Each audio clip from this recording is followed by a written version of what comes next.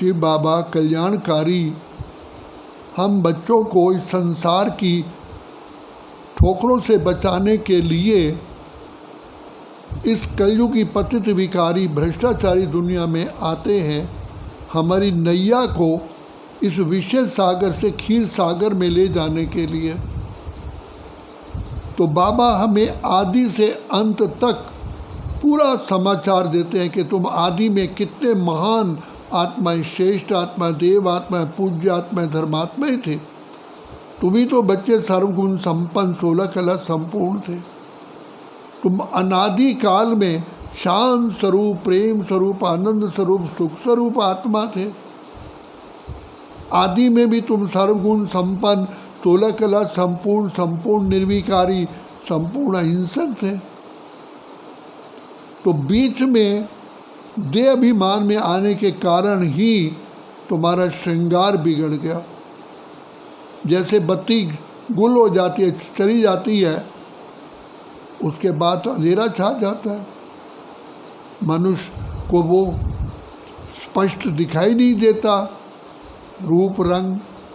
ऐसे ही बाबा कहते हैं तुम देह अभिमान में आने के कारण अपने आप को तो भूले ही भूले, बाप को भूल गए, घर को भूल गए, और साथ साथ इस माया के पंजे में आ गए। तो तुम भाग्यहीन हो गए। सब कुछ तुम्हारा जो बाप ने गिफ्ट रूप में दिया था वो सब माया ने छीन लिया। माया बहुत बलवान है। अगर पिता परमात्मा सर्वशक्तिमान है तो माया भी कम नहीं है। तो बाबा इसलिए हमको बार बार रोज़ शिक्षा देकर कहते हैं बच्चे कभी भी शिक्षा मिस नहीं करना। इस पढ़ाई का लक्ष्य सबसे ऊंचे से ऊंचा है, क्योंकि पढ़ाने वाला स्वयं परमात्मा है। तो बाबा कहते हैं बच्चे देखो, बाप कोई मकान बनाता है या कोई चीज़ बनाता है तो बच्चों के सुख के लिए बनाता है, ना कि दुख के लिए। दुनिया वाले दोष देते हैं कि भगवान आपने दुनिया ऐसी क्यों बनाई जिसमें हम दुखी हैं।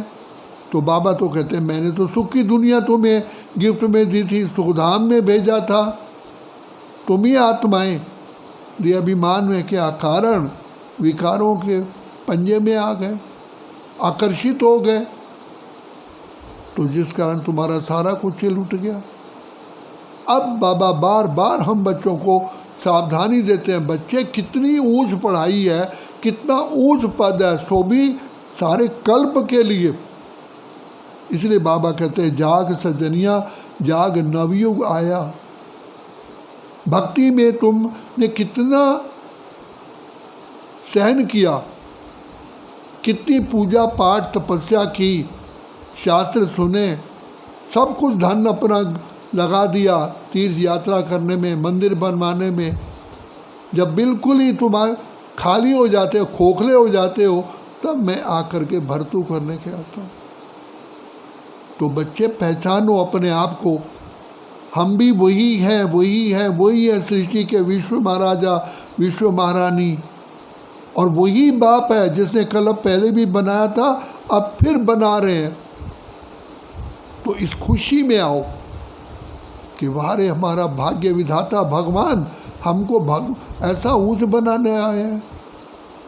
तो भाग्य विधाता जो जितना ऊंचा है, तकदीर भी हमारी ऊंचे से ऊंची बनाते हैं। जो विश्व की आत्माएं हमें नमन करती हैं। तब का फादर शोज सन, बाप पढ़ा लिखा करके अपने बच्चे को इतना ऊंचा उठाता है कि सारी दुनिया उसको देखती रह जाती है। और हम बच्चों का भी कर्तव्य है कि हम अपनी धारणाएं करके बाप का नाम ऊंचा करें। तो बाप को खुशी तब होती है जब उसके बच्चे लायक होते हैं। तो बाबा कहते हैं तुम लायक बनो तो बच्चे मैं विश्व की चाबी तुम्हारे हाथ में दूं और मैं उपराम हो जाऊं, मेरी भी ड्यूटी पूरी हो जाए, क्योंकि तुम्हारी पुकार सुन कर के मैं आया हूँ। दुखियों पर रहम करो माँ बाप हमारे। तो बाप आया है,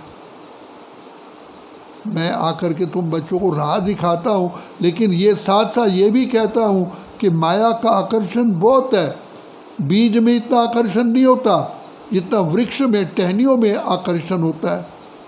इसलिए उन टहनियों की तरफ, विस्तार की तरफ आकर्षित नहीं हो।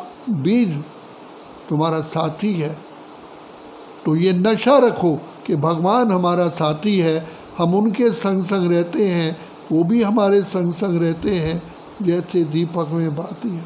अगर ये याद रहे तो नशा भी रहेगा, खुशी भी रहेगी, पढ़ाई भी ऊंच होगी और धारणाएं भी होती जाएंगी। तो बाबा बार बार हम बच्चों को आकर के रोज़ स्नान करवाते हैं, ज्ञान से स्नान होता है और योग द्वारा हमारे अंदर शक्तियाँ भरते हैं। अच्छा, ओम शांति।